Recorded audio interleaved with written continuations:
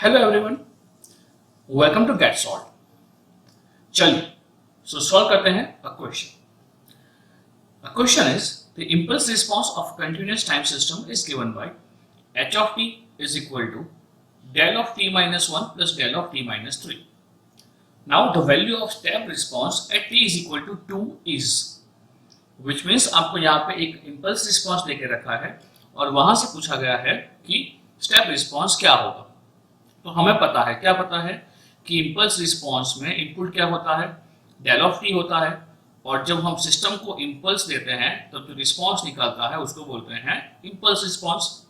अब अगर हम बात कर रहे हैं कि सपोज अगर इनपुट दे रहे हैं यू ऑफ टी, है ना, तो इसकी वजह से सिस्टम का जो भी रिस्पॉन्स रहेगा सपोज उसको हम बोलते हैं वाई ऑफ टी। अब हमें ये पता है, क्या पता है कि सिस्टम एलटीआई है, अगर नहीं बोला गया है तो भी हमें ये अज्यूम करना है कि सिस्टम एलटीआई है।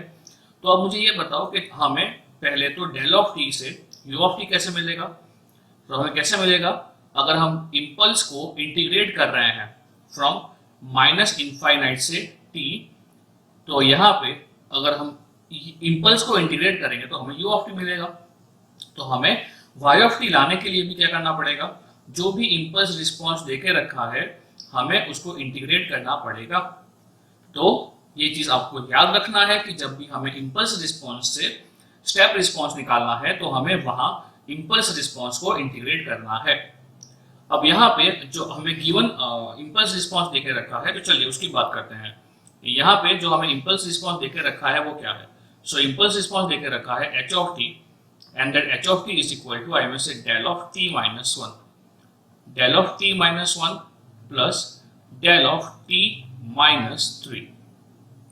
यहाँ पे व्हाट डू वी नो, अगर हम इसको इंटीग्रेट कर रहे हैं तो क्या होगा, अगर हम इसको इंटीग्रेट कर रहे हैं फ्रॉम माइनस इनफाइनाइट से टी, आई में से h of t d t. So what do we know, अगर हम इसको इंटीग्रेट करते हैं तो हमारा इम्पल्स रिस्पॉन्स क्या देकर रखा है, इम्पल्स रिस्पॉन्स इम्पल्स ही है। एक इम्पल्स कहाँ पे है, एक impulse T is equal two plus 1 पे है, और जो एक इम्पल्स है वो आपका T is equal two plus 3 पे है। तो हमें ये पता है कि अगर हम इसको इंटीग्रेट करेंगे तो हमें क्या मिलेगा, u ऑफ टी मिलेगा। तो आंसर क्या हो जाएगा, आई में से u of t minus 1 plus u of t minus 3। तो ये हो जाएगा हमारा step response for the given system. अब आपको क्या करना है, आपको ये रिस्पॉन्स को ड्रॉ करना है। तो अगर हम ये रिस्पॉन्स को ड्रॉ कर रहे हैं तो अब मुझे ये बताओ, यहाँ पे are you able to draw u of t minus 1 and u plus u of t minus 3? So I think yes, you are able to draw this. तो देखो यहाँ पे क्या होगा, यहाँ पे मैंने बोला था कि u of t minus 1, तो u of t क्या इंडिकेट करता है, u of t इंडिकेट करता है एब्रप्ट चेंज। तो यहाँ एब्रप्ट चेंज कहाँ पे होगा, एक एब्रप्ट चेंज होगा आपका t is equal two plus 1 पे, और एक एब्रप्ट चेंज होगा आपका t is equal two plus 3 पे, और जो चेंज है वो 1 1 का ही हो रहा है। So if you draw signal, तो जो सिग्नल है up to t is equal to 1 it is 0। जैसे ही 1 हो गया है वहां एब्रप्ट चेंज हो गया है 1 का, और फिर 3 के बाद यहाँ पे फिर से एब्रप्ट चेंज हो रहा है 1 का।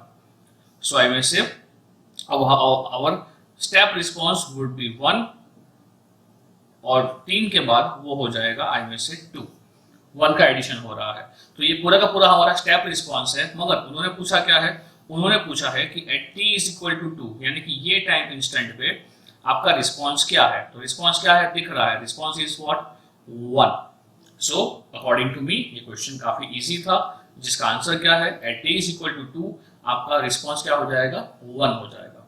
सो we have got this question solved. So I hope you have enjoyed this. See you soon.